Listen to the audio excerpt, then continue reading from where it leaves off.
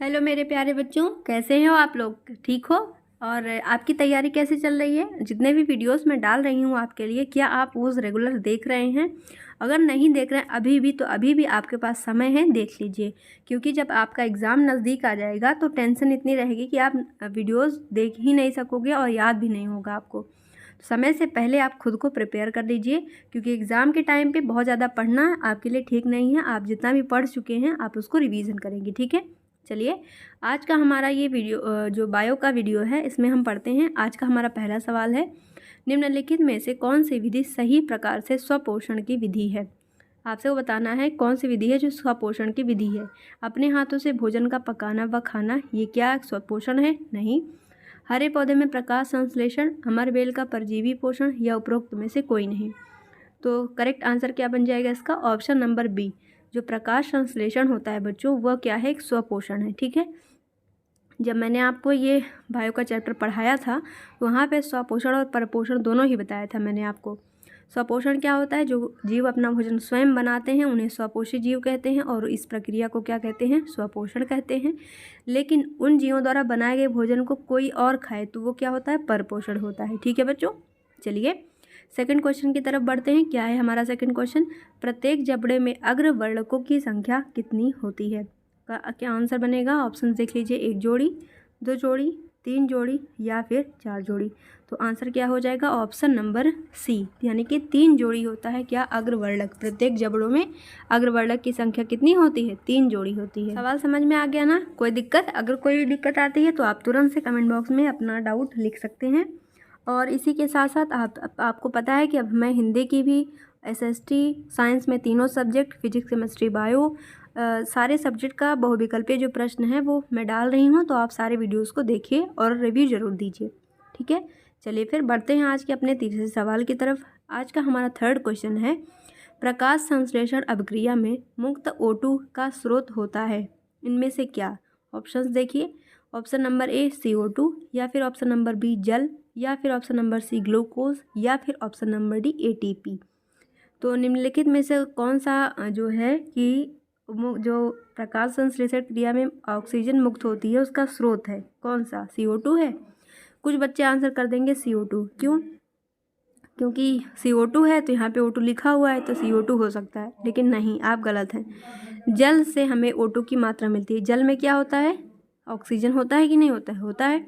तो किससे मिलेगी हमें? जो प्रकाश संश्लेषण अभिक्रिया है उसमें जो ऑक्सीजन मुक्त होता है उससे वो हमें किससे मिलेगी? पानी से मिलेगी। पानी का सूत्र क्या होता है? H2O। अगर मैं आपसे कहूँ भारी जल का सूत्र क्या होता है? भारी जल, तो उसका आंसर बनेगा D2O। ये भी आपसे सवाल पूछा जा सकता है, याद रखिएगा इसको, ठीक है। थोड़ा अच्छे क्वेश्चन हैं ये सब, तो बस अच्छे से पढ़ते चलिए आप लोग, ठीक है। चलिए, और हाँ एक बात और, जैसा ही आपका अच्छा रिव्यू जिस तरीके से रहेगा उसी तरीके से मैं और आपके लिए ऐसी चीज़ें लाती रहूँगी, ठीक है। चलिए फिर सवाल देखते हैं। चौथा हमारा क्या है? स्वपोषी पोषण के लिए आवश्यक है निम्नलिखित में से क्या? ऑप्शन देखिए, कार्बन डाइऑक्साइड और जल, क्लोरोफिल, सूर्य का प्रकाश, या फिर सभी। आप सभी को पता है स्वपोषण कौन करता है? हरे पेड़ पौधे स्वपोषण करते हैं, और हरे पेड़ पौधों में क्या पाया जाता है? क्लोरोफिल पाया जाता है। और जो स्वपोषण होता है वो सूर्य के प्रकाश की उपस्थिति में होता है, तो यानी कि ऑप्शन सी भी है सही। अगर आपको ए के बारे में नहीं पता है और बी और सी आपको दिख रहा है कि दोनों सही है, तो ऑप्शन लास्ट आपको दिख रहा है सभी, तो क्या आंसर आपका मार्क कर देंगे? बिना कुछ सोचे समझे आप सही, यानी कि ऑप्शन डी पर टिक कर सकते हैं, और ये सही भी है, ठीक है।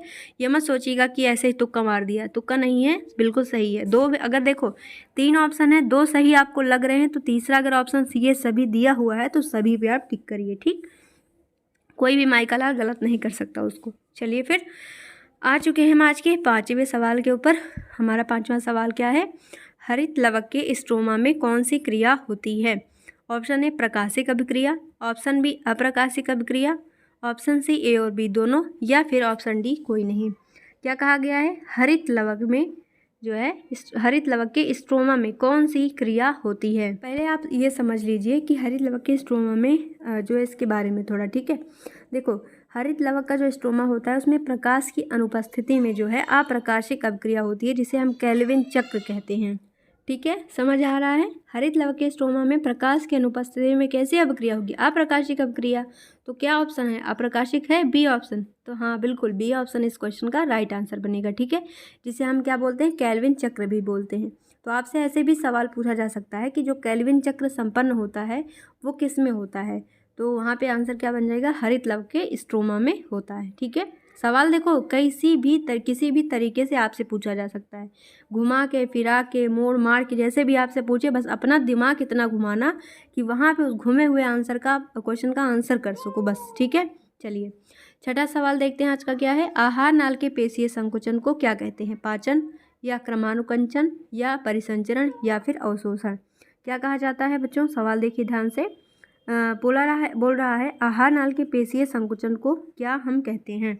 तो आंसर बन जाएगा इसका ऑप्शन नंबर बी, क्रमाकुंचन कहते हैं। ठीक है, अब देखिए भोजन को आहार नाल में आगे बढ़ाने के लिए क्रमाकुंचन गति ही सबसे महत्वपूर्ण क्रिया होती है। ठीक है, क्या कहा गया है? आहार नाल में आगे पहुंचाने के लिए क्या होता है? क्रमाकुंचन की प्रक्रिया होती है। ठीक है, समझ आइए। कोई भी दिक्कत, जो भी दिक्कत हो, प्रॉब्लम हो, आप सवाल में जो है कमेंट करके अपना डाउट ज़रूर कहें। ये मैं बार बार इसलिए बोलती हूँ ताकि आप अगर पढ़ रहे हैं मुझसे तो आपको कोई भी डाउट ना रहे। ठीक है बच्चों, चलिए सातवें सवाल की तरफ बढ़ते हैं। हमारा सातवां सवाल क्या है? पादपों में वायु प्रदूषण को कम करने वाली प्रक्रिया है क्या? प्रकाश संश्लेषण या बी ऑप्शन उत्सर्जन या सी ऑप्शन श्वसन या फिर डी ऑप्शन प्रोटीन? क्या बोला गया है? फिर से सवाल देखिए। पादपों में वायु प्रदूषण को कम करने वाली प्रक्रिया है, कौन सी है? क्या आंसर बनेगा? सोच के बताइए। अब इस क्वेश्चन में आपको बोल रही हूँ पॉज करो, वीडियो को पॉज करो और आंसर करो, क्योंकि आपको भी तो एक आध आंसर सवाल आनी चाहिए, है ना? ऐसा तो है नहीं सारे 10 के 10 आपको नहीं आ रहे होंगे। इतनी अच्छी तो तैयारी आपकी होगी ही, सवाल एक आध दो तो आ ही रहे होंगे। तो चलिए इस सवाल का आंसर हम करते हैं। क्या होगा इस क्वेश्चन का आंसर? ऑप्शन नंबर जो है ए, यानी कि जो प्रकाश संश्लेषण है वो हमारे इस क्वेश्चन का राइट आंसर बनेगा। ठीक, चलिए आठवां सवाल क्या है हमारा? मानव में मुख गुहिका का वह भाग जो कि इसे श्वसन मार्ग से अलग करता है। क्या कहा जा रहा है कि मुख गुहिका का वह कौन सा भाग है जो इसे क्या करता है? श्वसन मार्ग से अलग करने का काम करता है। ऑप्शन देख लीजिए, गाल, ऑप्शन ए, ऑप्शन बी होंठ, या ऑप्शन सी तालु, या ऑप्शन डी इनमें से कोई नहीं। ऐसा कौन सा चीज़ है, अंग है, जो क्या करता है? मुख गुहिका को श्वसन मार्ग से अलग करने का काम करता है। कौन सा आंसर बनेगा? ऑप्शन नंबर सी, यानी कि तालु ही हमारे इस क्वेश्चन का करेक्ट आंसर बनेगा। ठीक है, मानव में मुख गुहिका की जो छत है अर्थात तालु मुख गुहिका को श्वसन मार्ग से अलग करने का काम करती है। ठीक है, तालु क्या होता है? देखो जब आप जीभ से बोलते हो या फिर ऐसा कोई शब्द बोलो, जैसे ला बोलो, तो ला जब बोलते हो तो जीभ ऊपर टच होती है ना, जिस जगह पर टच होती है वही होता है तालु। ठीक है, तो कोई बच्चे होंगे जिन्हें ये नहीं पता होगा तो मैंने उनके लिए बता दिया है। ठीक, चलिए आज का हमारा सेकंड लास्ट क्वेश्चन है, क्वेश्चन नंबर 9। क्या है क्वेश्चन? देखिए, मनुष्य में लार ग्रंथियाँ की संख्या होती है, मतलब मनुष्य में लार ग्रंथियों की संख्या कितनी होती है? शायद ये क्वेश्चन मैंने आपको कराया हुआ है ना, मुझे याद आ रहा है। हाँ मैंने कराया हुआ है ये। मनुष्य में लार ग्रंथियों की संख्या कितनी होती है? 2 जोड़ी, ऑप्शन ए है, ऑप्शन बी 3 जोड़ी, ऑप्शन सी 4 जोड़ी, या फिर ऑप्शन डी 5 जोड़ी। तो मनुष्य में लार ग्रंथियों की संख्या कितनी होती है बच्चों? 3 जोड़ी, यानी कि ऑप्शन नंबर बी इस क्वेश्चन का हमारा करेक्ट आंसर बन जाएगा। ठीक, सारे सवाल नोट कर रहे हो ना? नोट करते चलना, और जो चीज़ नहीं आता है पूछिएगा।